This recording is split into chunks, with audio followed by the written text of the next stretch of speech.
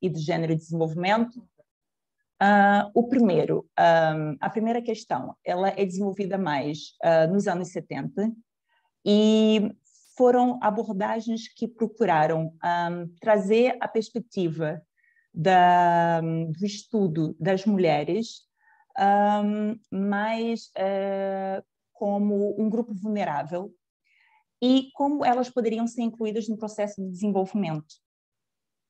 A partir daí, já na evolução dessa teoria, nos anos 80, surgiu o Gender and Development, que é o Gênero e Desenvolvimento, que seria uma abordagem que desafia muito esta anterior, que primeiro pensa, ok, não vamos pensar na mulher como um grupo vulnerável, que é demasiado feio, e vamos pensá-la como um grupo, as relações de gênero, basicamente, que é entre a subordinação da mulher ao homem, e também como é que poderemos trazer programas e políticas que tragam relações mais igualitárias. Então, a partir desta abordagem, foi muito importante ver o desenvolvimento também na questão da água de gênero, porque mostra como as relações de gênero também impactam depois na conservação ambiental, porque depois já há vários estudos que trazem essa linha de raciocínio.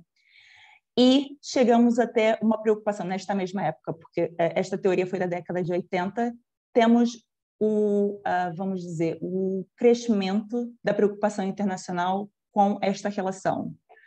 E temos o relatório Brundtland, que foi um relatório que surgiu, foi criado pela ONU, e é da década de 80, de 87, e criou um relatório muito importante, que é o Nosso Futuro Comum, e trouxe essa abordagem do desenvolvimento sustentável, que é uma abordagem que temos até hoje, que tentamos seguir este padrão e este raciocínio, das gerações atuais também preservarem, para que as futuras gerações também possam gozar das próprias necessidades, né, que tenham no futuro.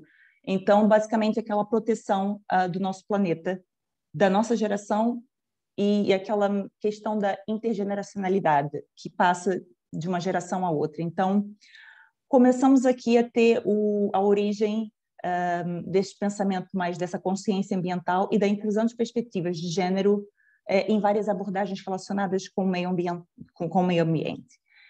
E desta preocupação e destas análises da década, vamos dizer, de 70 até hoje em dia, tivemos várias participações na agenda internacional, como a Convenção sobre a Diversidade Biológica e na Cimeira do Rio, que culminou na Declaração do Rio sobre o Ambiente e Desenvolvimento, que temos diversos princípios que falam, principalmente o 20, que reconhece o papel e a importância da mulher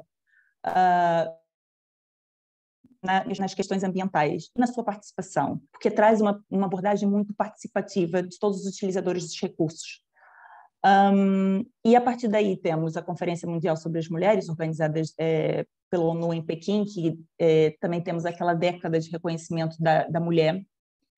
E hoje em dia, nos anos já 2000, temos a Cúpula do Milênio, que tivemos os 8 Objetivos de Desenvolvimento do Milênio, que tinha ali remanescentes partes interessantes que falavam sobre igualdade de gênero, falavam um bocado da água, mas não era tão explícito como os atuais Objetivos de Desenvolvimento Sustentável, que temos 17 objetivos, aumentaram um bocado mais, mas temos objetivos muito específicos e estão muito mais interligados. Por exemplo, o objetivo 5 da igualdade de gênero e do 6 do acesso à água. E nessas submetas temos ali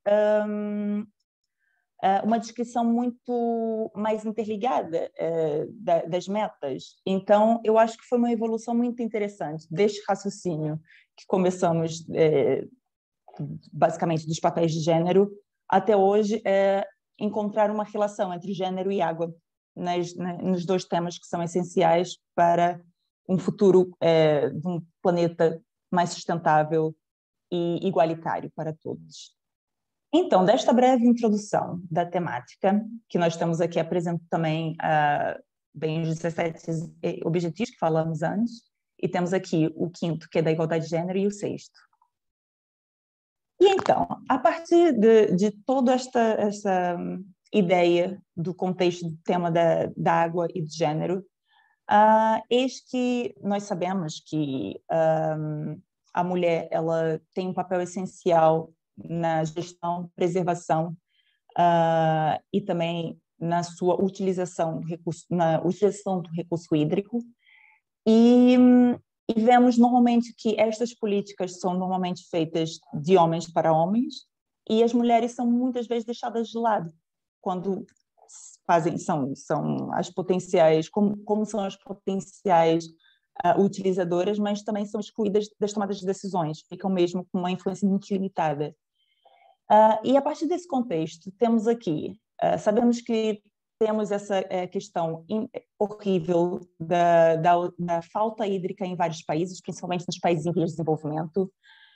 Sabemos da falta de infraestrutura, sabemos dos problemas da falta de vontade política e chegamos em 2020 com uma crise, que foi um ano de viragem, foi um ano que, apesar de termos ainda 2 bilhões de pessoas sem acesso à água e cerca de 4 bilhões sem acesso ao saneamento, temos aqui uma crise que vai levar a rupturas e ver a fragilidade desse tema. Então, a crise pandêmica de 2020, temos medidas de prevenção, porque a pandemia trouxe inúmeras medidas que nós tínhamos que realizar em todo o mundo, ordens da Organização Mundial da Saúde para termos que lavar as mãos, temos que ter sempre muito cuidado conosco, e assim temos, no outro lado, um parâmetro que é a falta de acesso e grupos muito vulneráveis, que são principalmente as mulheres, os imigrantes, mulheres imigrantes. Então, temos aqui todo um palco formado de desastres e que culminam basicamente no aparecimento, no ressurgimento das fragilidades mundiais. E até partilho aqui também que uma frase que é basicamente a mostrar que foi uma pesquisa da WaterAid, eles falam que os mais pobres e os menos poderosos nos níveis da sociedade são os mais afetados em períodos de crise, e que nós podemos trabalhar para aliviar essas desigualdades. E nós conseguimos ter essa resposta. Basta, muitas das vezes, né, queremos e termos aquela vontade política que não aparece muitas das vezes em muitos países. Deixa eu ler aqui. Então, e a crise pandêmica? Como eu falei anteriormente, ela vem desmascarar muitas questões que estavam encobertas, que sabemos que existia, mas que estavam aí, assim, antes da pandemia já sabíamos que alcançar o excesso hídrico, deveríamos priorizar as necessidades dos grupos e indivíduos marginalizados, normalmente, muitas das vezes, as mulheres, que são aqueles grupos que estão à frente das questões da gestão hídrica, mas que são muitas das vezes limitadas em questão de influência e de participação política. E aquela frase anterior que nós vimos dos mais pobres e dos mais vulneráveis são os que mais sofrem em períodos de crise, elas nomeadamente são um resumo do que aconteceu durante a pandemia e do que vimos, né? Por exemplo, com os papéis de gênero, nos quais as mulheres e as meninas exercem esse papel de coleta da água, são cuidadoras dos doentes, dos idosos. Aconteceu... Basicamente, a Covid veio exacerbar essas desigualdades, e, nomeadamente, nesses países, como eu falei, em desenvolvimento. Um desafio muito grande é a necessidade de água de qualidade, e a Covid, ela basicamente mostrou essa ligação muito forte da ausência das infraestruturas de água, tanto formais quanto informais, porque já era um desafio muito grande em diversos países terem infraestrutura para atenderem as suas populações. Então, a pandemia só veio mesmo mostrar essas fragilidades, esses pontos mais fracos em diversas realidades pelo mundo. E temos aqui que no cenário da pandemia, no cenário da pandemia tivemos uma privação do básico da proteção sanitária, que é o contexto de diversas realidades. Porque, por exemplo, como eu falei, da OMS, que ela passou várias recomendações para termos uma higienização e proteção contra o vírus, e muitas das vezes muitos países não têm as apropriadas infraestruturas hídricas. É difícil também manter o distanciamento social, que muitas das vezes, por exemplo, em contextos, até mesmo na América Latina e no Brasil, em países, em áreas, em zonas, por exemplo, rurais, que nós temos furos, poços, e normalmente as pessoas estão muito próximas umas das outras, então ali é um bocado difícil também continuar com estas medidas num contexto em que é difícil termos acesso a um recurso que é essencial para a prevenção daquele vírus. E então facilita a proliferação e assim é um ciclo que temos sempre o segmento ao desastre. Então, infelizmente, esta foi a realidade em várias partes do globo. E aqui partilho, por exemplo, 2 casos que eu achei interessante ter atenção, principalmente com as populações. Por exemplo, temos aqui muita concentração de refugiados na Europa, e tivemos muitos relatos, testemunhos de campos de refugiados que muitas pessoas não conseguiram, não resistiram ao vírus, porque faltava assistência médica, faltavam recursos básicos, água. Então, principalmente as mulheres, porque as mulheres também elas estavam muito a colaborar e a ajudar os doentes neste contexto de, por exemplo, refugiados. E não só. A Covid comprometeu o acesso às mulheres. Esta sigla é uma sigla em inglês, Water and Sanitation and Hygiene. Então, comprometeu a água, o saneamento e a higienização em diversos países. E eu trago aqui o caso dos países do Pacífico, por exemplo. Eu passo aqui. No caso das populações imigrantes e refugiadas, esta é uma imagem de um campo de refugiados em Uganda.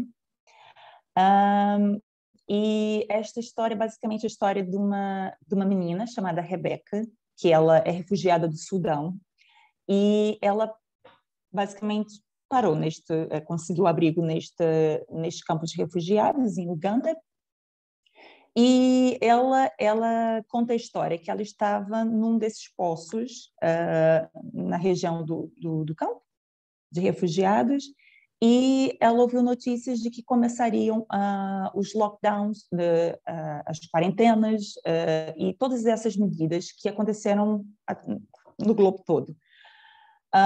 Então, ela voltou para o campo de refugiados, porque os postos são muito distantes do campo de refugiados, e quando ela voltou, ela começou a entrar, ela participou de equipas que auxiliaram os refugiados em prevenções, em medidas de também traduções, porque eram refugiados de diversos países africanos que tinham as suas diferentes línguas.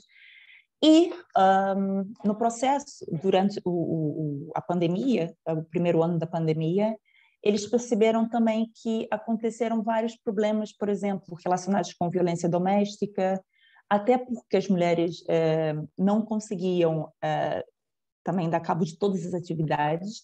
Então, muitos homens eles começavam a ser agressivos nas comunidades, elas não conseguiam buscar água para as famílias, então eles ficavam muito mais agressivos, não conseguiam comida. Então, foram vários relatos de violência doméstica nesta zona, neste campo de refugiados. Então,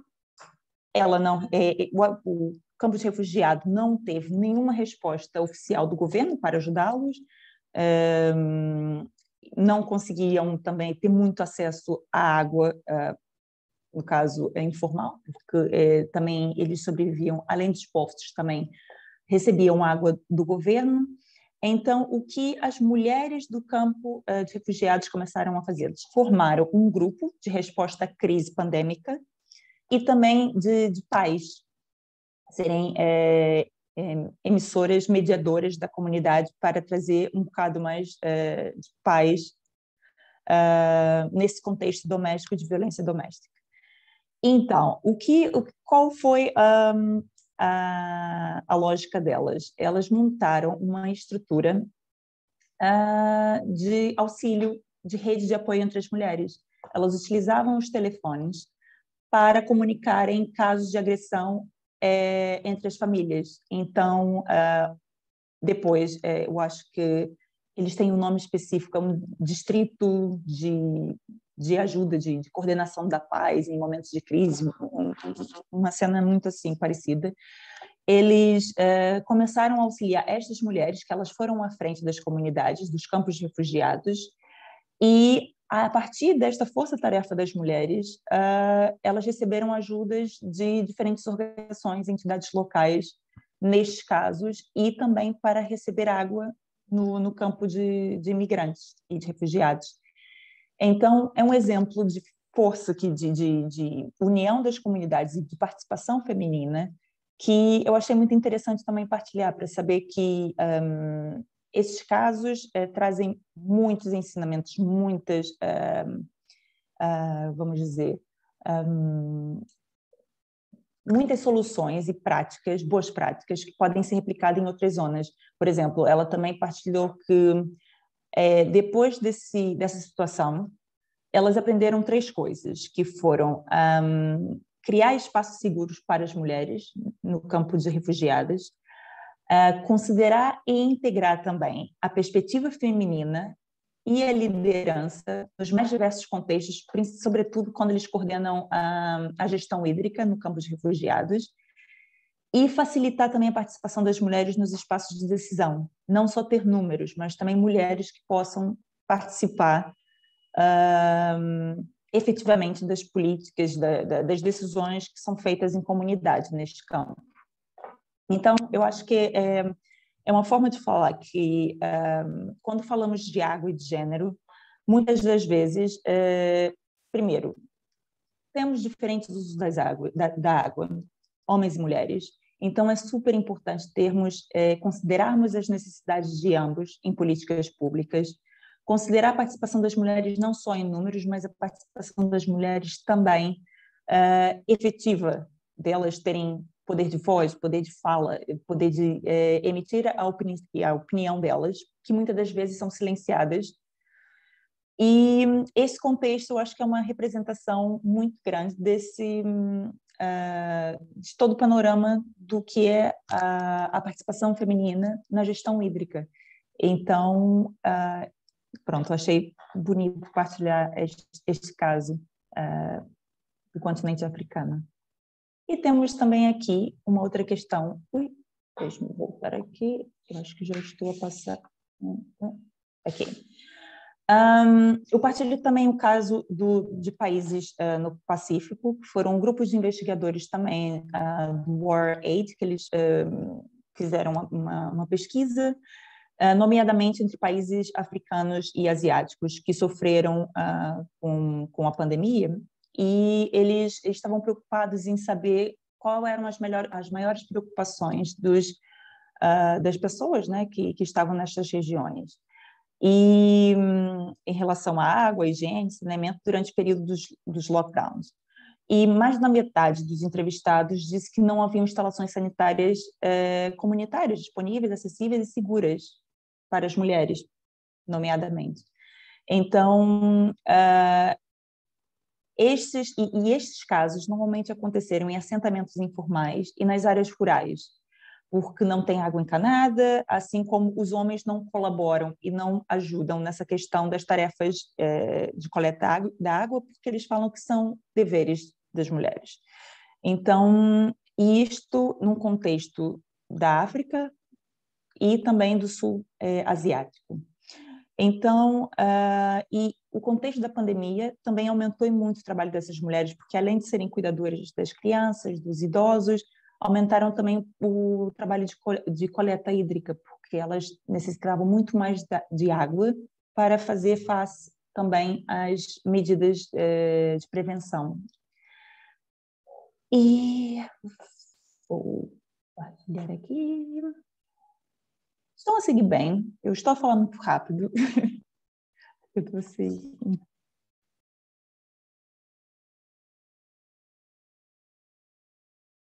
E então, eu falo agora eu partilho agora já uma parte de reflexões que eu acho que é muito importante, que eu já comecei a dar uma origem do que deveríamos refletir desde o início, que foi basicamente comunicar que, bem, como sabemos, a pandemia só desmascarou muitos dos problemas, porque nós já sabíamos, já tínhamos imensos problemas, essa ausência hídrica, ainda temos milhões de pessoas, bilhões de pessoas com falta de acesso à água potável e saneamento, e isso, através da insegurança hídrica, a pandemia também gerou um acréscimo das tarefas das mulheres, mas também eu vejo que a pandemia pode ser vista como um momento de oportunidades, porque através da pandemia eu acho que podemos pressionar ainda mais e temos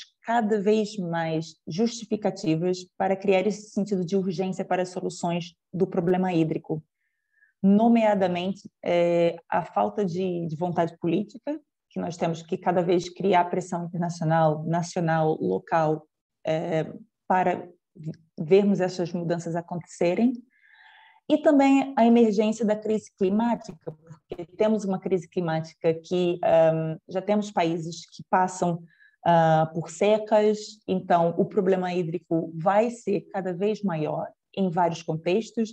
No Brasil, temos, na região semiárida do Brasil, um contexto já climático favorável para esta emergência, e eu acho que temos que usar todos os recursos para combater também as futuras pandemias, porque a crise climática também temos um aspecto muito grande da questão da saúde, porque vai afetar muitos e muitas pelo mundo inteiro, não só nos países em vias de desenvolvimento, mas também nos países desenvolvidos.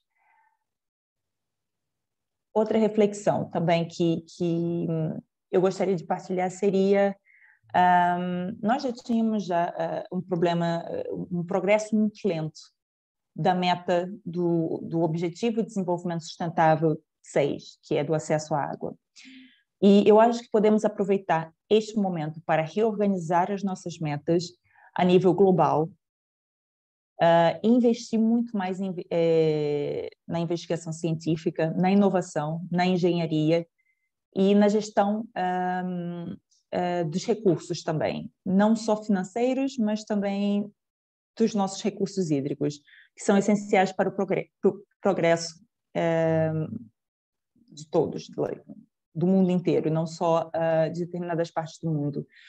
Mas isso pode trazer vantagens importantíssimas para o indivíduo, para as comunidades, para as famílias e a nível nacional e internacional. E também criar uma estratégia de curto, médio e longo prazo, porque há muitas das vezes políticas que são jogadas ao vento, como eu falo, e normalmente pouco reaproveitadas por questão de falta de inclusão, transparência e participação das comunidades. Então, eu acho que é uma questão essencial e primordial sentar todas as peças importantes da utilização dos recursos hídricos, incluir homens e mulheres e todas as pessoas que são utilizadoras destes recursos na comunidade, para termos, assim, um avanço efetivo em todas as metas globais. E acho que esta é a mensagem que eu gostaria de passar, principalmente que a água é um direito humano e ninguém deve ter este acesso negado. Esta foi uma frase do Antônio Guterres, que ele é agora o porta-voz da ONU, no Dia Mundial da Água. E eu acho que fico por aqui com uma mensagem muito breve, mas essencial, e eu acho que agora poderíamos abrir um espaço para a nossa discussão e falar um bocado mais das nossas experiências com esta questão. Obrigada. Obrigada, Islene. Foi muito bom, né, ter você por aqui com a gente. Bem interessante a palestra. Realmente, a Covid, ela veio, né, mudar as perspectivas de vida da gente, encontrou um panorama bem difícil com relação à água e gênero. Estou anotando aqui alguma coisa interessante para comentar com vocês, né, na nossa temática de hoje. Primeiro, a que eu acho super interessante, falar em política de gêneros, de gênero, não política para mulheres, né? Porque muitas vezes a política para mulheres subentende-se, por exemplo, um certo dependência do marido. Ah, não precisa de assistência médica, porque o marido tem o convênio, ela é dependente. Então, assim, é melhor falar, é até mais vantajoso falar em das questões de gênero e desenvolvimento, e não mulheres e desenvolvimento. Outra coisa muito interessante que eu achei é que você falou da crise hídrica. E que a gente combate, e quando a gente fala em pandemia, a gente lembra logo do vírus, né? E o vírus ele é desativado com sabão. A gente até fez um curso aqui na América Latina sobre produção de sabão artesanal, mas o mais interessante, assim, está aprendendo a fazer sabão, mas cadê a água? Né? Então, assim, realmente, e o distanciamento interessante, de falar do distanciamento, muitas vezes numa favela do Rio de Janeiro, numa favela de São Paulo, naquele barraquinho lá de um cômodo, moram 4, 5 pessoas. Então, realmente, o distanciamento social ele ficou realmente difícil. E a outra coisa que eu achei muito interessante foi você falado da violência doméstica, né? Ela aconteceu tanto nos campos de refugiados, como de imigrantes, como também no dia a dia das mulheres brasileiras. Então, a gente vê uma realidade muito grande, um aumento de número de divórcios. Então, assim, é uma coisa incrível que essa violência tem aumentado, o convívio, e outra coisa também, a sobrecarga das mulheres. Isso aí é muito interessante a gente ver isso. E por último, e aqui a gente sempre vem, né? Como todo empreendedor pensa, né? Eu também sou empreendedora, eu fiz o curso de empreendedorismo e inovação, e atrás de um problema tem sempre oportunidade. E realmente, né, a gente precisa pensar que a gente precisa pensar que não pode deixar uma pandemia aparecer para a gente cuidar dos nossos problemas. Temos que ter estratégias, né? Temos que ter inovação, temos que ter uma maneira de conduzir essa falta de melhorar essa gestão da água, né? Para que a gente não possa vivenciar isso novamente. Então, realmente isso existe. A pandemia aflorou mais ainda esse problema e a gente acha super, né, difícil realmente a gente lava a mão, mas cadê a água, né? Então, assim, é uma coisa muito interessante essa discussão, e isso não é só no Brasil, acho que isso existe no mundo inteiro, e essa falta d'água, ela é prioridade, mas o pessoal fala que água e esgoto vem por debaixo da terra, não dá voto, não aparece. É uma realidade, eu acho que eu gostei muito, eu queria muito partilhar essa realidade também convosco, porque acho que para ver que este problema é mundial, acho que todos estamos a sofrer e eu acho que temos que unir esforços e encontrar soluções e também replicar boas práticas de outros lugares em outras realidades. Por exemplo, no Brasil teve aquele programa, o programa do 1 milhão de cisternas rurais, que já teve muita colaboração com países na América Central, no Polígono das Secas, porque também lá mais para a América Central tem ali uma zona muito de seca persistente, então em África também, em Burkina Faso, Nigéria. Então, acho que é importante vermos os problemas, ok, porque às vezes estamos muito concentrados nos problemas, mas as pessoas deixam de lado as soluções que podem vir com os problemas também. Então, acho bom analisar esta realidade, que eu acho que por trás dos problemas também encontramos as nossas soluções, se quisermos. E eu acho que já estamos na hora, eu acho que já passamos muitos anos, muitos problemas, e eu acho que agora é a hora de agir. Teve um dia que eu visitei Aruba. Aruba é uma ilha holandesa da América Central de belíssimas praias. Não tem rio, não tem água potável, não tem água doce. O que eles fazem? Tecnologia de dessalinização. Então, assim, né, tem problemas e é grande, é uma baita indústria de dessalinização de água. Eu estive lá na indústria, visitei lá com um amigo meu que trabalha com a gente, que trabalhava com a gente na carta da Unesco. Então, assim, gente, é incrível, assim, o que eles afloraram a tecnologia, o problema veio da falta de água, então vamos usar a água do mar, que a gente tem, né? Então, eu acho assim, existe o problema da água, existe o problema do gênero, então, a gente tem que voltar, eu acho que as mulheres têm que serem mais unidas, essa parte da união das mulheres, né, que você comentou, eu acho muito importante. Então, assim, as mulheres, é bom, isso é bom para a gente visualizar que, enquanto a gente tiver uma sozinha, não vai, né, não vai fazer força, mas se a gente se unir, a gente consegue vencer muita coisa. É o caso do nosso SLAG, né? É eu, Fernanda, a Daniela e a Denise, que está lá no México nos escutando. Gente, tem alguma Ai, pergunta, algum questionamento? pois, por Fernanda? favor, perguntas, perguntas. Vamos participar. Eu sei que há muitas boas colaborações aqui. Podem abrir o microfone, levantar a mãozinha, tá? Quem quiser perguntar. Mas é muito interessante, a gente olha assim, não acontece só com a gente, né? Está acontecendo em diversas partes do mundo. Exatamente. Eu acho que é muito importante termos conhecimento destas realidades, porque, pronto, é global, é um problema global. A falta d'água é um problema que até aqui já acontece. Nós, por exemplo, aqui em Portugal, nós passamos o mês de janeiro e fevereiro em seca e perdemos muita agricultura com isto.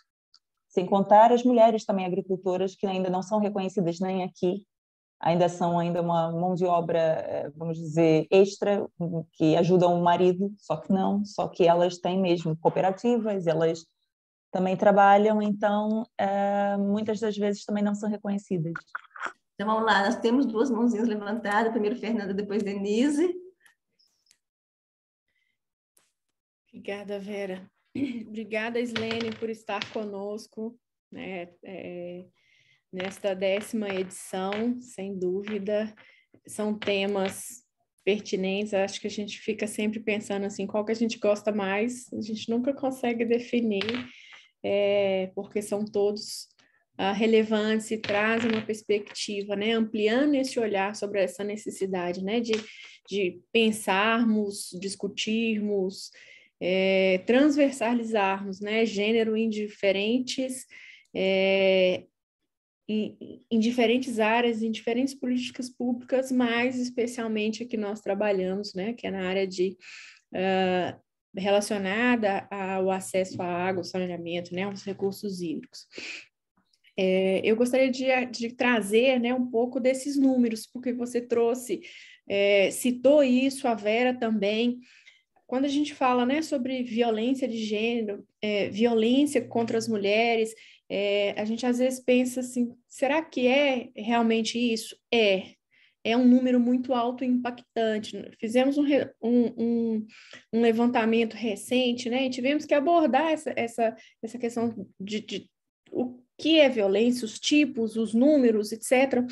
Então, vou trazer esse achado aqui, ó, pelo Fórum Brasileiro de Segurança Pública, que publicou uma pesquisa realizada em 2020, né, que durante, né, a pandemia foi feito um levantamento, uma em cada 4 mulheres acima de 16 anos afirma ter sofrido algum tipo de violência. O que isso, digamos, se a gente for verificar, dá cerca de 17 milhões de mulheres sofreram violência física, psicológica ou sexual nesse período, do primeiro ano da pandemia. As agressões no ambiente doméstico representaram 48,8% dos casos. Então, os dados, né, de violência revelados, né, nesse período pelo Fórum Brasileiro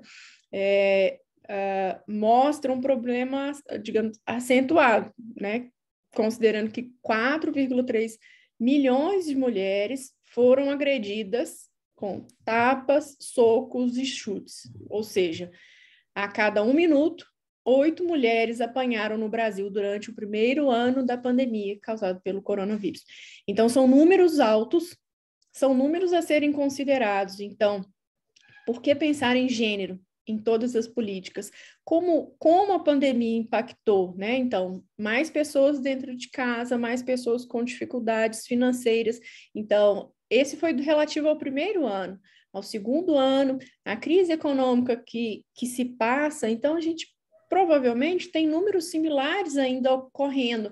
Então, a necessidade de uma intervenção do Estado, através de políticas públicas que garantam, né, que esses números sejam minimizados, excluídos, se possível, né? Se a gente fala assim, que não haja mais isso. Mas são números altos. É difícil. É difícil. Sim, é complicado. E eu posso também partilhar uma experiência pessoal. Eu, quando começou a pandemia, eu tinha terminado o meu doutoramento. E comecei a viajar a América Latina bem, com meu namorado, e fomos à Colômbia, fomos ao Equador, e ficamos presos durante a pandemia no Peru, no deserto peruano. Então, primeiro, isso já foi um drama, porque já foi complicado estar muito longe de casa, num lugar que não conhecíamos muito bem, e também foi aquele período de as pessoas começaram a ficar preocupadas, fecharam hotéis.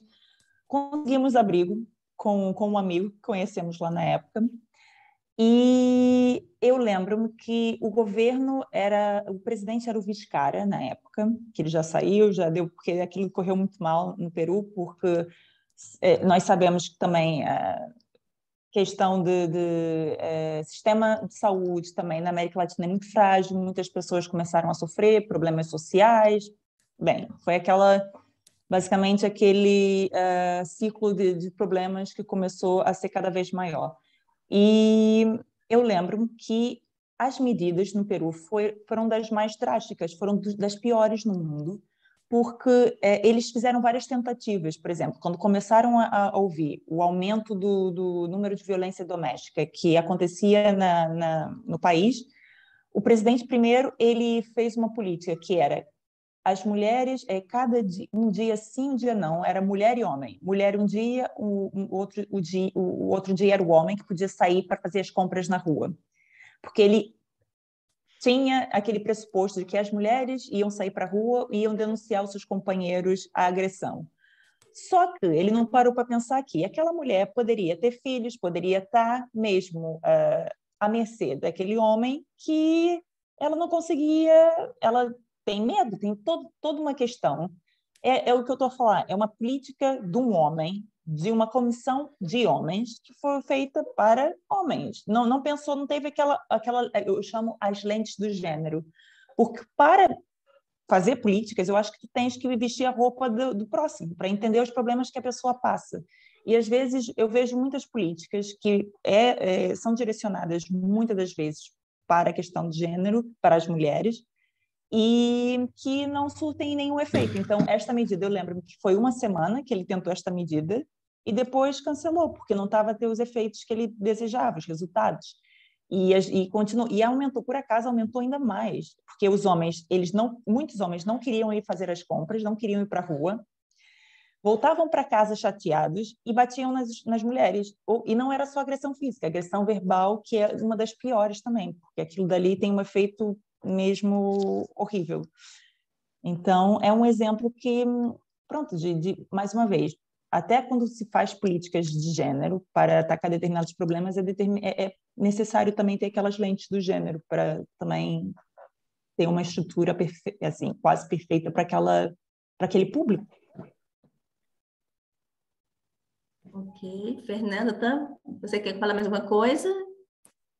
São muitos tipos de violência, né, Slene? Então, cada uma vai trazer um reflexo na vida das mulheres, e aí para cada uma é preciso uma abordagem, e aí, sem dúvida, não só os dados desagregados, né, a questão da pesquisa científica, mas também dos órgãos públicos, né, que muitas vezes coletam, mas que às vezes não acabam não conversando entre eles, e como é possível, através desses muitos dados, e claro, também, né, investigando de forma mais aprofundada as necessidades desses públicos, buscar medidas mais eficazes e eficientes para a superação desses problemas, que é cultural, né? Então, também é um dilema a ser enfrentado. Denise. Denise, por favor. Sí, Felicidades, Silene, foi excelente a sua palestra, deu para clarear um tanto de tema. Eu gostaria de fazer uma reflexão e uma pergunta sobre o que você acha, né? Você fechou a sua palestra com o direito humano à água. E aí é importantíssimo, porque se realmente existisse o exercício do direito humano à água nos países da América Latina, não só ia reduzir as desigualdades de gênero no setor hídrico, como a violência também em direção às mulheres, né? Só que isso não é realidade, apesar de que muitos países já têm na sua Constituição o direito humano à água, como é no caso do México, né, e vários outros, né, continua sem o exercício do direito humano e a privatização está cada vez maior, né? Eu acho que as europeias, não, a francesa e espanholas estão entrando assim com tudo que dão na América Latina. E com essa privatização é impossível o direito humano à água, justamente porque o que priva na lógica é justamente o lucro e não o exercício do direito. Então, queria saber se você vê alguma perspectiva de como, desde Nações Unidas ou alguma outra instância, né, como fazer com que realmente se respeite o que já está nas constituições dos países latino-americanos e freie essa onda de privatização da água, do serviço da água. Né? Obrigada. Sim, obrigada, Denise, pela intervenção, e acho que é incrível também trazer esse ponto do direito humano à água, porque também é um direito humano muito novo, muito recente, porque só foi declarado em 2010, então é uma coisa muito que está ali ainda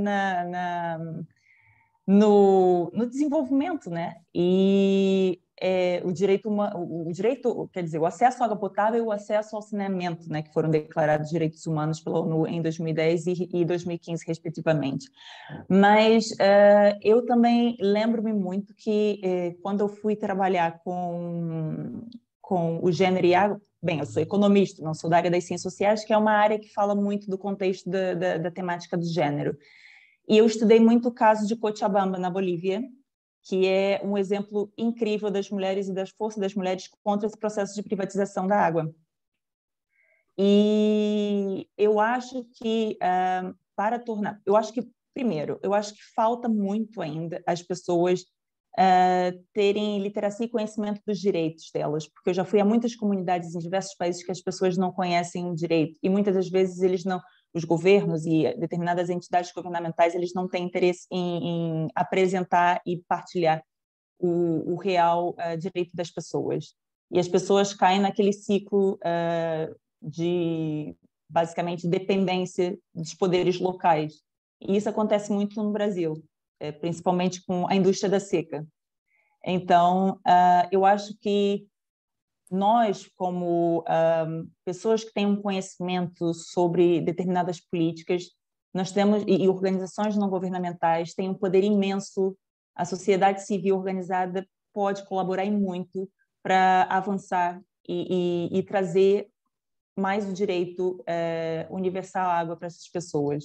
Eu acho que passa muito pelo bottom-up do que do top-down das políticas.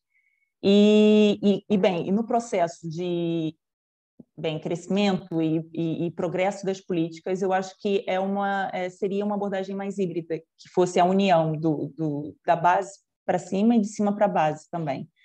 Então, eu acho que nós, como, por exemplo, investigadores, com nossos trabalhos, a disseminação científica, eu acho que tem uma força muito grande em trazer também a informação para as pessoas e também a tradução da linguagem científica para a população, porque muitas das vezes as pessoas sentem-se muito distantes das universidades, dos nossos trabalhos, porque não entendem muito bem. Então, eu acho que, hoje em dia, para trazer mais a questão dos direitos humanos, direito à água, eu acho que é um processo que deve unir todos os atores possíveis. Então, tanto sociedade civil, universidades e seus investigadores, as pessoas que trabalham em grupos, em coletivos, associações, redes de mulheres, eu acho que são grupos muito essenciais nessa luta. Eu acho também que passa um pouco pela formação. Os nossos dirigentes não entendem nada de gênero. Né? Então, assim, Quem governa, não, quem governa, quem toma as decisões são os Uhum. homens. Então, não conhecem as necessidades das mulheres. Então, fica assim, fica uma lacuna aí, entendeu? E por isso que é importante ter todas as redes juntas, porque, por exemplo, eu falo também da questão de trabalhar com diversas organizações. Por exemplo, a minha organização, somos maioria mulheres na minha ONG, mas não conversamos muito sobre a questão de gênero, o que é incrível.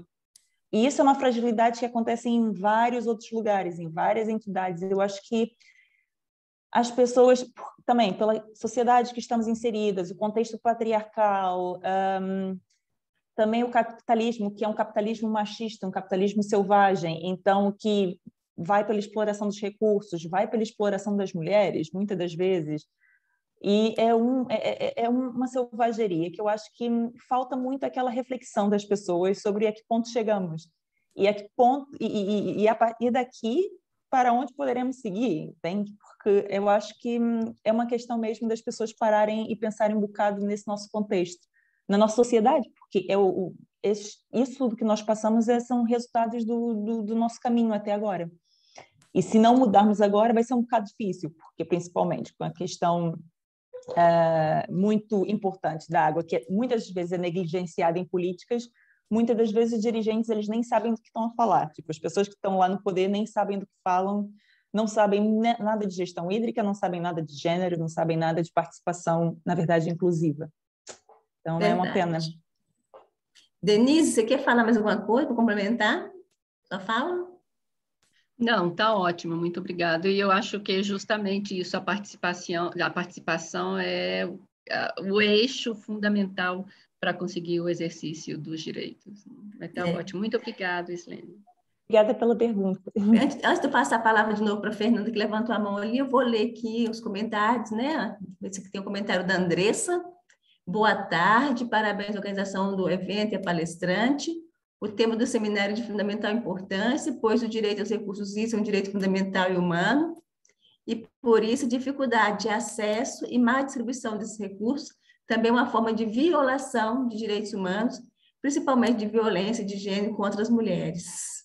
Obrigada.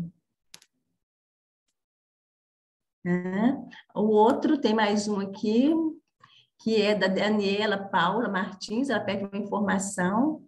Parabéns. Poderia compartilhar se existe ou se conhece algum programa da ONU ou outro organismo direcionado a gênero, saneamento básico para populações atingidas por inundações e deslizamento?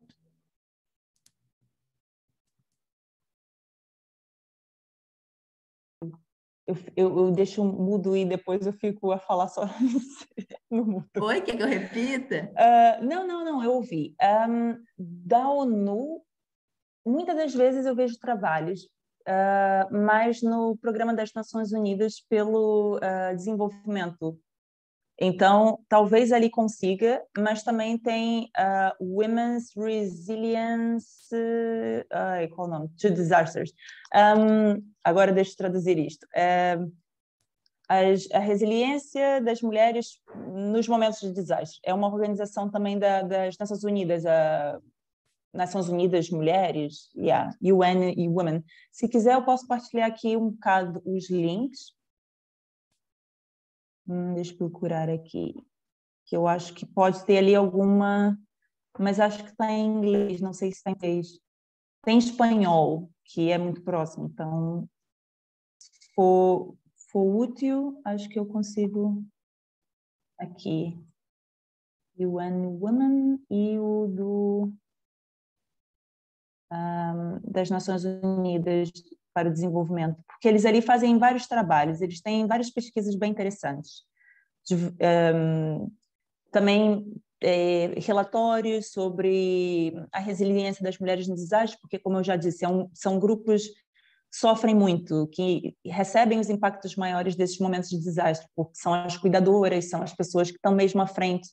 Por exemplo, as mulheres enfermeiras, a maioria das mulheres são enfermeiras. Nesses contextos de crise, na pandemia, podemos mesmo ver muitas dessas estatísticas. E pronto, e são trabalhos ainda que têm aquela questão das relações dos papéis de gêneros na nossa sociedade que muitas das vezes, pronto, perpetuam-se. Então, eu acho que pelas Nações Unidas, pelo Programa de Desenvolvimento, eu acho que consegue alguma informação. Mas qualquer coisa também tem o meu contato. Aqui eu posso partilhar o meu e-mail. Se tiver qualquer dúvida, pode enviar mensagem.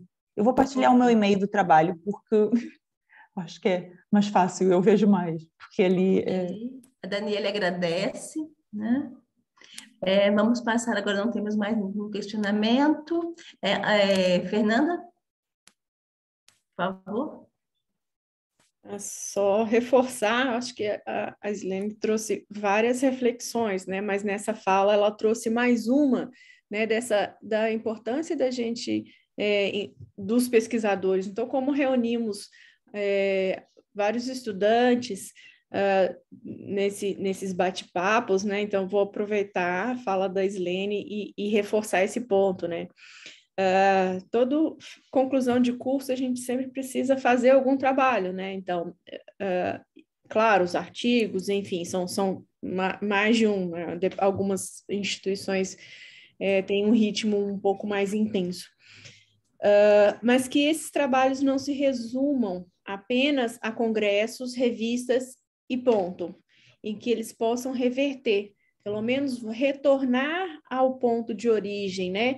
Quem foi o público investigado? Levar para eles os resultados das pesquisas de forma um pouco mais simples, se possível, sem ser simplista, mas tentando, né, dialogar, apresentar aqueles dados para o público que foi investigado, trazer alguma forma, né, de devolutiva para eles.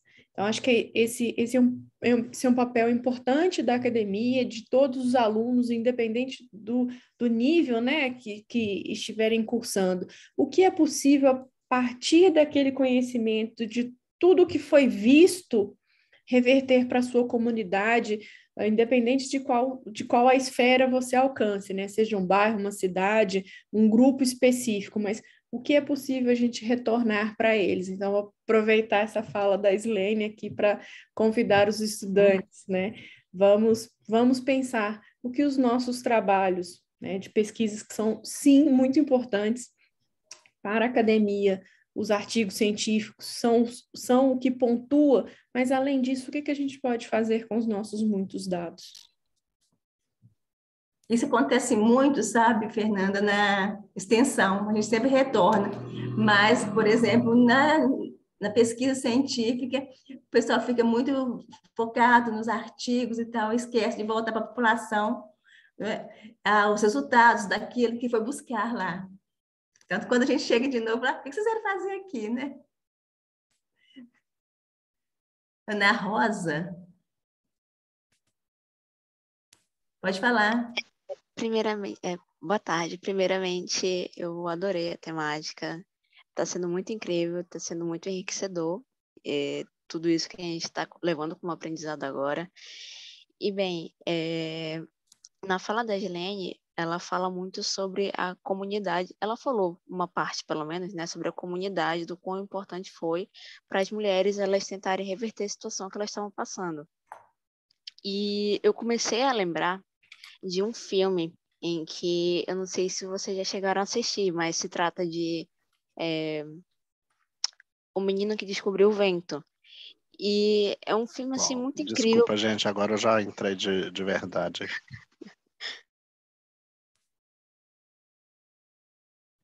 Pode continuar, Ana, depois eu volto aqui no Alexandre.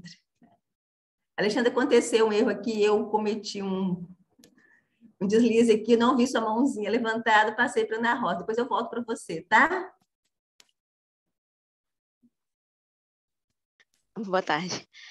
Muito incrível, sabe? Que fala justamente sobre a comunidade, ela conseguiu reverter a situação que ela vida, mas é mais, tipo, não sei bem explicar, mas é possível acreditar que as comunidades, elas precisam ser mais estimuladas para elas tentarem ver mais as soluções dos problemas delas, para elas tentarem criar mais força para criar as soluções, não só para as comunidades, mas ampliar mais para a sociedade em si. Eu não sei se consegui fazer direito a minha pergunta, mas é porque eu começo a lembrar de que o povo tem que ter a voz, né? Então, se uma comunidade ela começa a exercer esse papel, a gente acredita, espera muito que eles acabem tentando conseguir o que eles têm o direito, né? Que é justamente ter essa liberdade em usar a água da forma correta e sem nenhum tipo de impedimento que a gente está quase que passando, enfim, é basicamente isso. Obrigada. Você quer Pronto, comentar a outra? Sim, eu Gislene? posso comentar. Sim. Eu acho, primeiro, o filme é muito lindo. Eu choro do início ao fim daquele filme. É lindo demais. E, sim, eu acho que as comunidades, elas têm elas são mesmo um ponto essencial nesta mudança que nós estamos a passar agora, na transição climática, na transição de tudo. Porque agora é um momento de viragem, é um momento mesmo, essa pós-pandemia é um momento que agora temos que meter todos os pontos nos is e refletir sobre muita coisa. Porque muita coisa estava errada e muita coisa estava a se desenvolver de forma muito errada.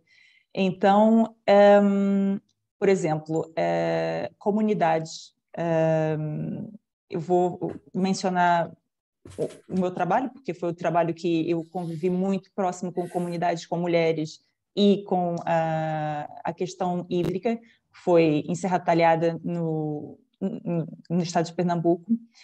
E ali eu convivi com essas mulheres 2 anos, entre 2016 e 2017, e eu pude acompanhar o desenvolvimento e como e quando dão as ferramentas necessárias para essas comunidades desenvolver-se, elas fluem de uma forma muito orgânica.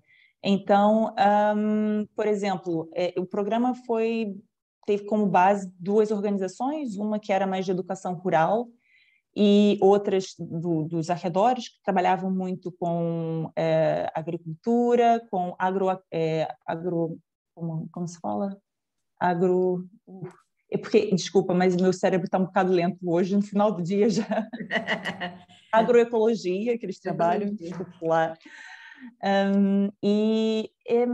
Eles começaram a passar as ferramentas, as comunidades tiveram cursos de gestão dos recursos hídricos, de alterações climáticas, de imensas coisas. E aquelas pessoas, e nomeadamente, a maioria eram mulheres, porque os maridos não queriam participar do curso. O curso era aberto e o programa era aberto para toda a gente, só que normalmente quem iam à frente mesmo eram as mulheres. Então, já dá para ter um retrato do que acontece basicamente em várias comunidades. Então, estas mulheres, elas iam para lá, iam fazer o curso, iam adquirir o conhecimento e mesclavam aquilo com o conhecimento local, o conhecimento tradicional, que é um conhecimento poderosíssimo da gestão da água. E a partir do momento que elas também começam a ter água nas suas casas, nas cisternas que são construídas no quintal das suas casas, elas têm mais tempo para serem, muitas das vezes, chefes das suas associações comunitárias, que aconteceu. As mais novas conseguiram ter mais tempo para estudar. Então, a partir dessas atividades, disso que acontece nas comunidades, já dá para ver basicamente o desenrolar e desenvolvimento daquilo tudo e o progresso. Ou seja, progresso financeiro, porque as mulheres muitas das vezes também começaram a... Eu lembro-me que muitas comentaram que começaram a vender aquelas revistas Natura, essas Avon também, começaram a ganhar um extra, que elas falavam, é meu dinheirinho que eu deixo no meu mealheiro ali na cozinha. As mais novas já sonhavam com a universidade, coisas que elas nem pensavam antes. Então, eu acho que o progresso chega se derem as ferramentas necessárias para estas pessoas evoluírem, porque eu acho que falta muito a questão da oportunidade, sabe? E essas pessoas, elas querem elas querem progredir, evoluir na vida delas. Então, eu acho que é a questão, mais uma vez, da participação, de ter as ferramentas mesmo úteis para elas conseguirem evoluir, traçarem o caminho delas, eu acho que é essencial. E as comunidades é aquele formato, tipo uma espiral, que acontece e de uma comunidade vai para outra, que vai para outra, vai para outra. Então, temos, assim, vários exemplos pelo mundo e corre o mundo inteiro e depois temos um resultado maior. Então, acho que é um trabalhinho mesmo de formiga. Obrigada, Islene. Agora, desculpa, Alexandre, agora a palavra está contigo. Boa tarde, Vera. Boa tarde, Fernanda. Muito obrigado, Islene. Gostei muito. Como sempre, marcando a presença aqui. Até mudei a data. Combinei com a Fernanda, né, Fernanda? Agora eu deixo o meu evento na quinta semana anterior para não barreirar o horário com vocês. Concorrência. Pois é. Tem vezes que eu não tenho culpa. Tem vezes que a agenda do entrevistado complica muito. Mas vamos lá. Islene, gostei muito. E eu tenho trabalhado com uma questão do pressuposto para participação, que é a questão da capacitação. Hoje eu trabalho com programas de capacitação, tanto para atores internos do órgão gestor de recursos hídricos, como externos, né? E muito por uma preocupação que eu tive na época do mestrado, em que a gente enxergava uma discrepância entre a capacitação para fins de atuação em colegiados de recursos hídricos, no caso os comitês de bacia, entre a sociedade civil e os setores usuários. E a gente observava uma discrepância maior ainda dentro da própria eixo da sociedade civil entre homens e mulheres. Muitas vezes o acesso à capacitação para poder atuar era limitado, certo? Então, a gente observa isso também em alguns números em relação à capacitação. O quanto talvez a pandemia pode ter ajudado ou dificultado essa capacitação, lembrando até de um termo quando eu trabalhei com a Unesco, né? Essa educação para os recursos hídricos, né? Lembrando do nosso Otávio Elias, já falecido, que Deus o tenha, né? O quanto a pandemia pode ter facilitado em algum aspecto, pela possibilidade de estar em casa, mas também a sobrecarga de trabalho em casa pode ter dificultado essa educação para as águas também para as mulheres. Bem, pelo que eu recebi de informação durante a pandemia, eu acho que complicou bastante, infelizmente, porque a realidade de muitas mulheres, bem, ainda muitas delas também, bem, vivem naquele contexto nos países em vias de desenvolvimento que precisam mesmo realizar as tarefas domésticas, ainda tem aquela questão dos papéis de gênero, que complica muito mais a realidade delas, e isto não só neste contexto do gênero e da água em países em vias de desenvolvimento, mas em muitos outros aspectos, até em outros. Eu acho que foi geral, eu acho que foi um problema geral que complicou muito a vida de várias famílias, de várias pessoas, independentes da zona do globo, e foi mesmo... Ninguém preparou-se para o que aconteceu. Foi mesmo de repente e os efeitos foram dos mais drásticos. Mas agora temos também, como eu já disse, agora temos uma oportunidade de pensar muito na nossa vida, na nossa estrutura como sociedade. E então, eu acho que agora muitas pessoas também muitas organizações começaram também a trabalhar com comunidades para aliviar os aspectos da pandemia. Eu já vi também algumas organizações internacionais começaram aí no terreno para também recolher dados, para ter mais estatísticas sobre os impactos, porque agora temos números muito abstratos. Ainda estamos a passar pela pandemia, ainda estamos a organizar e também ainda a decidir quais as melhores estratégicas, porque até agora não temos uma estratégia definida para a pandemia, para nada. Então, infelizmente, eu acho que a capacitação foi um dos aspectos mais... capacitação e também o emprego, porque muitas pessoas perderam o emprego e muitas infraestruturas que estavam até predestinadas para começarem a funcionar perderam financiamento, porque foi um problema socioeconômico muito grande. Então, eu acho que o desvio também as prioridades mudaram muito. E, infelizmente, muitas partes da prioridade, que são a prioridade da gestão hídrica, ficaram para trás. E muitos países ainda aconteceram, porque eles deram continuidade a outras políticas, principalmente socioeconômicas, para aliviar mais o aspecto financeiro. Só que o aspecto financeiro também tem uma outra questão. Então, eu acho que deve-se ter consideração com todo o contexto, com todo o panorama. Porque se for só atacar o aspecto financeiro, temos aqui um problema tipo, de água, de saneamento, de higienização, que é muito grande, que é um aspecto principal da pandemia. E olha que outras pandemias virão, infelizmente, porque, como já vimos, como eu falei anteriormente, a nossa crise climática está a agravar-se cada vez mais, e com as alterações climáticas eu acho que temos aí um agravamento muito grande também da parte da saúde pública. E vemos até agora a varíola dos macacos, que está em vários países pelo mundo, já temos, pelo menos aqui em Portugal, já temos 45 casos, 47 casos. No Brasil também soube que teve um caso, e então agora é um desastre, acontece outro. Então acho que as pessoas devem centrar muito as suas estratégias num ponto central e ver que uma coisa está conectada com a outra, e a questão hídrica dos recursos naturais é primordial. Como você lembrou da sequia aí em Portugal, e eu estava com muita saudade de ouvir um sotaque português, assim, como fã lusitano. Até lembrei que essa publicação, anos atrás, entre o Tejo e o Tajo. Que lindo! Pois, aqui, o Rio Tejo, da nossa Lisboa. Eu estou em Lisboa. Quando eu estive aí, eles me mandaram esse livro para discutir a questão do rio na Península Ibérica. Como é que você está enxergando hoje essa visualização, talvez, essa percepção da continuidade da questão de seca no Tejo? Que parece que entra ano, sai ano. Eu acompanho muitas publicações da Associação Portuguesa de Recursos Hídricos, já acompanho há alguns anos, desde que eu estive aí. Como é que você vê hoje, de certo modo, essa continuidade da questão da seca sem maiores soluções?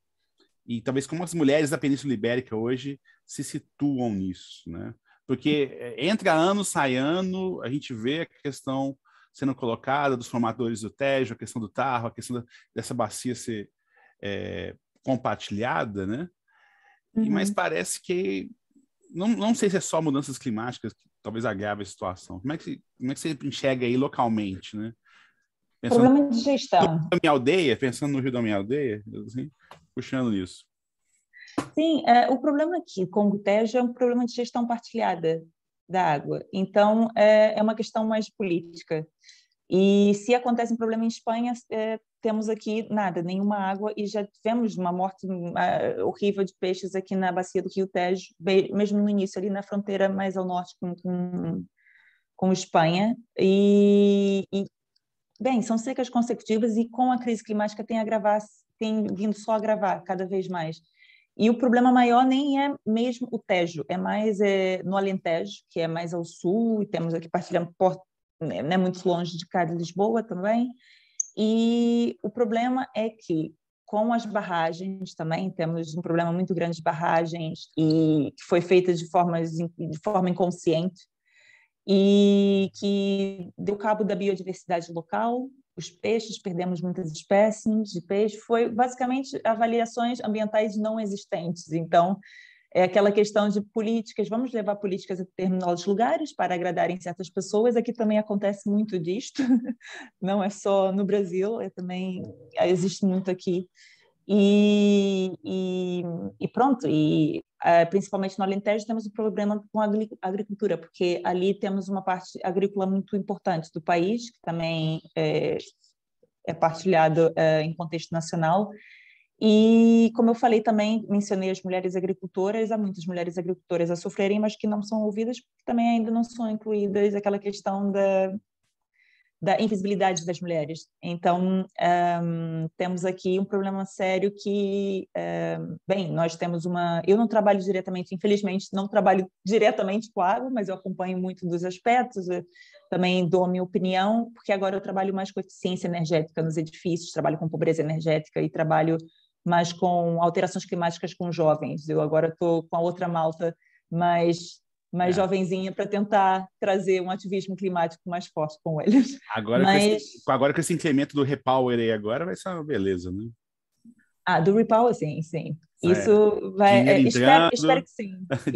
Só que, exatamente, mas mais uma vez, um exemplo de políticas que tem a falta das lentes do gênero, porque são políticas que ainda não incluem as mulheres. Então, temos o European Green Deal, que é o Pacto Ecológico Europeu, que também não temos a inclusão ainda, lutamos também para ter uma perspectiva de gênero mais inclusiva e que tenhamos a participação das mulheres, porque mesmo assim ainda sofrem pobreza energética, questão hídrica, tudo está muito interligado. Então, ter as lentes dos gêneros em todas as políticas eu acho que é essencial e ainda não temos, mesmo até aqui.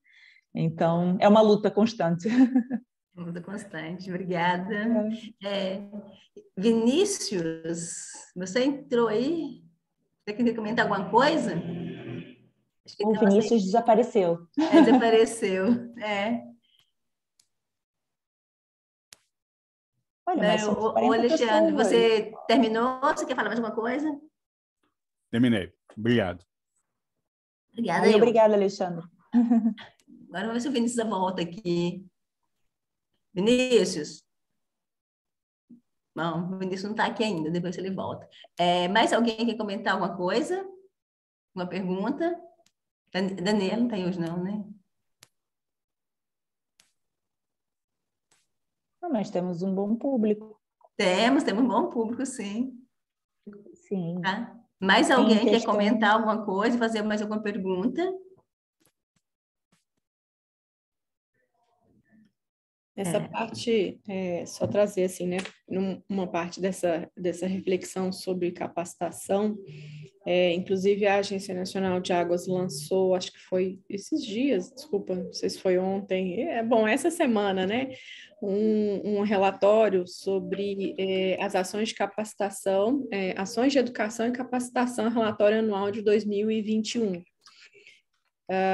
Que foram ações desenvolvidas por eles.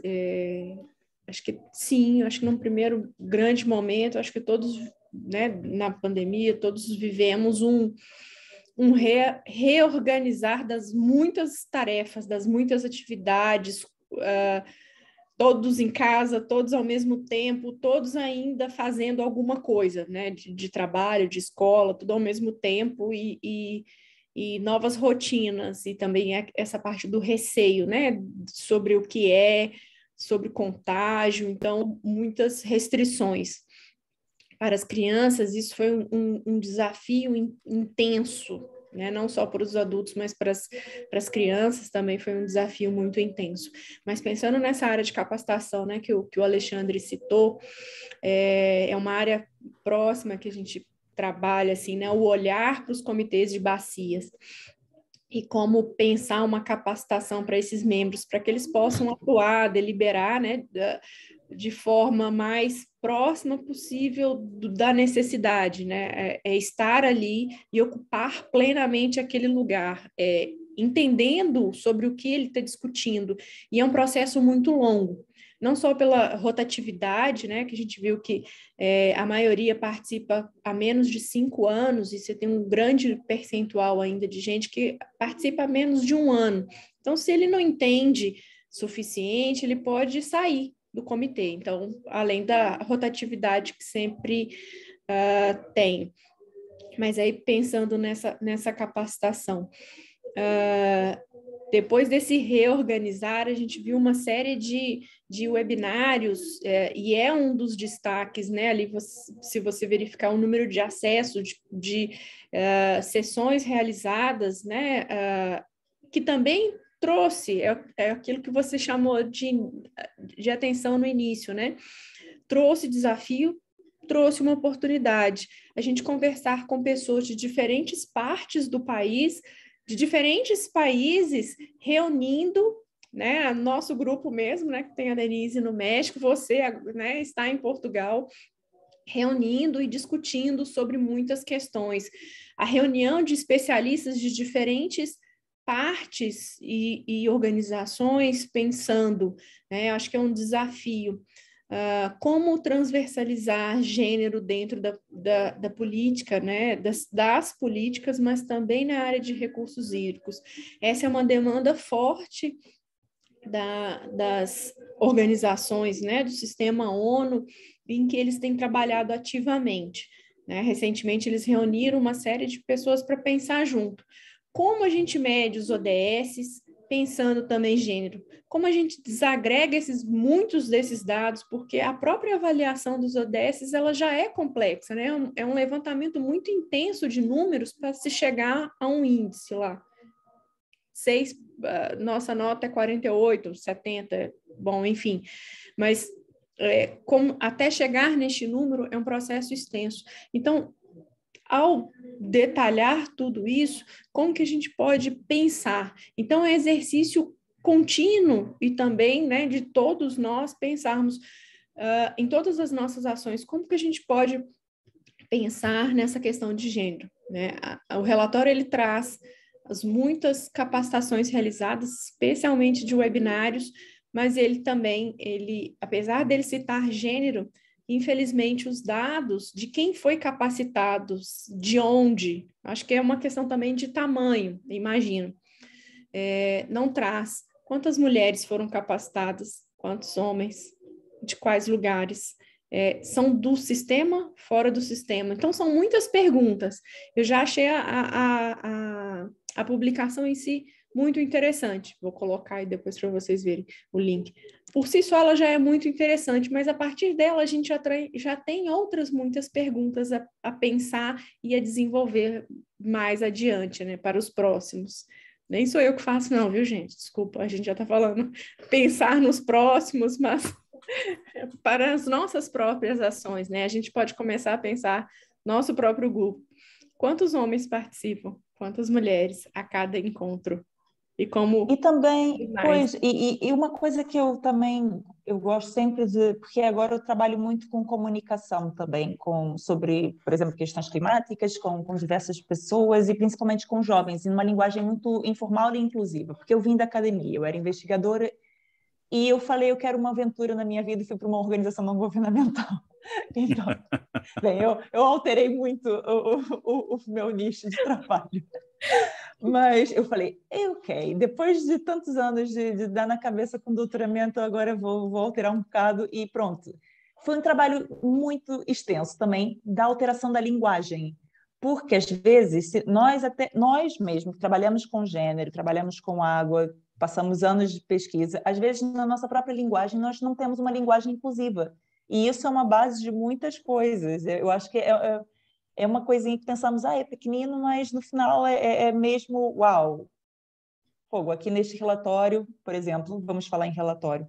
No relatório, nós não temos uma abordagem tão inclusiva. Falamos muito o homem, falamos muito é um problema do homem, é um problema disto. Vamos alterar, por exemplo, falar um problema do ser humano, da humanidade. Vamos tentar englobar. Quando falamos de agricultores, falamos também das agricultoras. Porque as mulheres elas não se veem nesse tipo em determinados termos, então acho que também passa muito pela nossa comunicação. O problema por exemplo, vamos falar do tema do problema do gênero e da água. No gênero e da água também poderíamos ter uma comunicação muito mais inclusiva. Então, comunicação, educação e mobilização das diversas partes, eu acho que é uma forma muito interessante de começarmos e continuarmos a luta. E eu acho que é por aí também. E eu fiquei com uma veia muito ativista depois que eu fui para a organização não governamental. Então, vamos à luta, vamos todos juntos.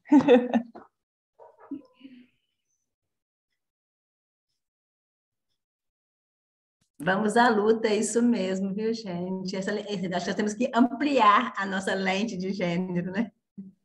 Exatamente, sim, sim. Vinícius, você quer comentar alguma coisa? Fazer alguma pergunta?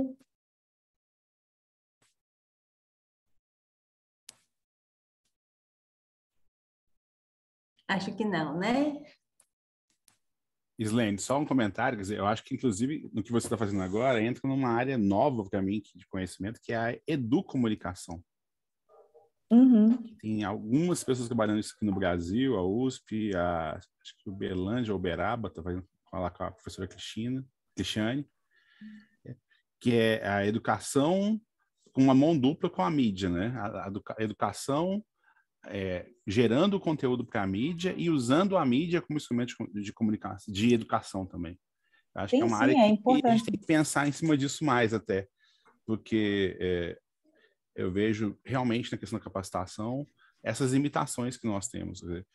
Muitas vezes eu pego um endosociedade e eu vivi isso na pele, né? Com os catadores de material reciclado, a gente viveu isso na pele. Você vem com um techniquez, vamos dizer assim. Jargões e aquelas palavras. Enquanto você não horizontaliza o discurso, você se vê como parte, né, naquela coisa de mão dupla, de aprender e ensinar, a coisa muitas vezes não anda. Pois, isso é verdade.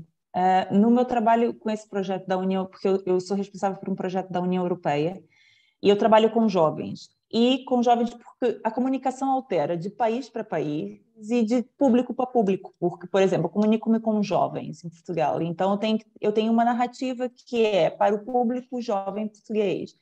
Eu tenho uma narrativa que é acessível a eles e aos jovens que não têm muita paciência em ler conteúdos, porque eles estão sempre 24 horas na internet, então eu tenho que alterar e simplificar, mas simplificar de uma forma que passe a mensagem de uma forma robusta, mas não de uma forma assim massiva e que eles vão ficar, ok, isso é muito científico para mim, eu não vou dar com minhas vistas para isso, vou para o TikTok. Então, não é assim. Então, eu tento mesmo... eu aprendi bastante. Eu acho que a comunicação é uma componente muito interessante da nossa comunicação científica, do que for, de qualquer política que queiramos comunicar ao público. Então, acho que por aí vão muitas coisas. E pensar fora da caixinha também ajuda bastante. Ajuda. Mais algum questionamento? Mais alguma reflexão?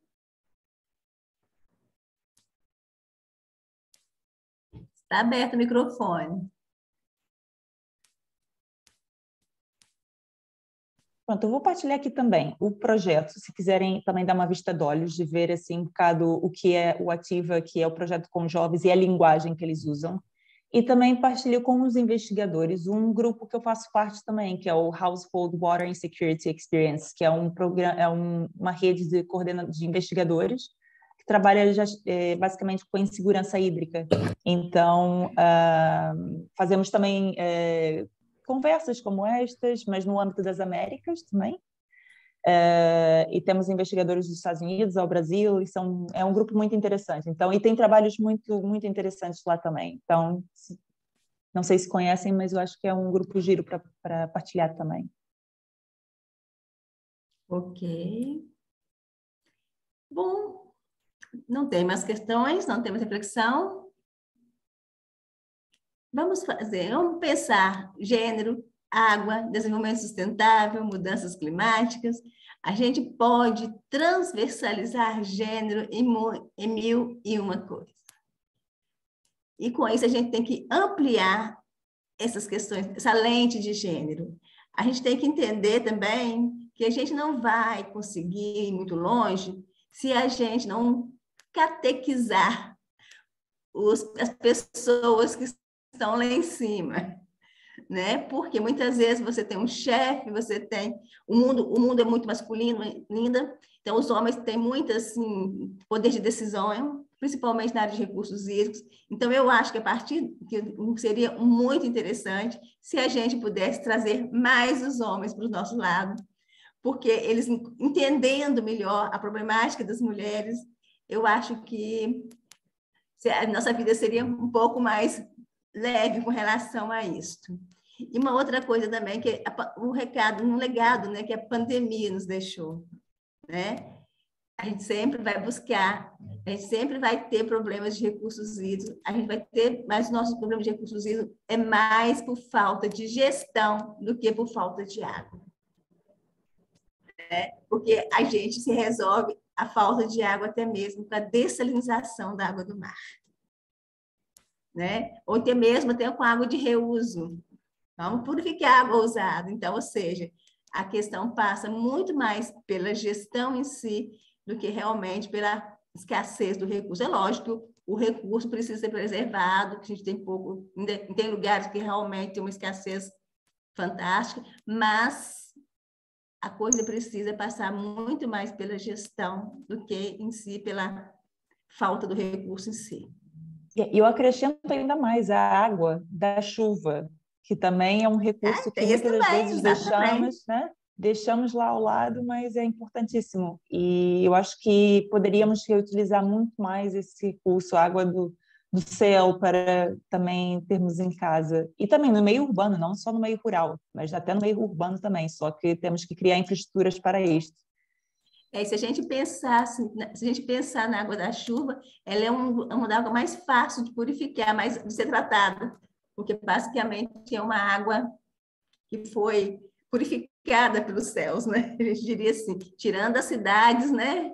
Tirando as cidades que a gente vê que tem muito o problema de poluição, que pode ter uma chuva ácida em si, a gente compara a qualidade da água da chuva nos lugares onde o céu é mais limpo, né? Como se fosse uma água destilada, né? Exatamente.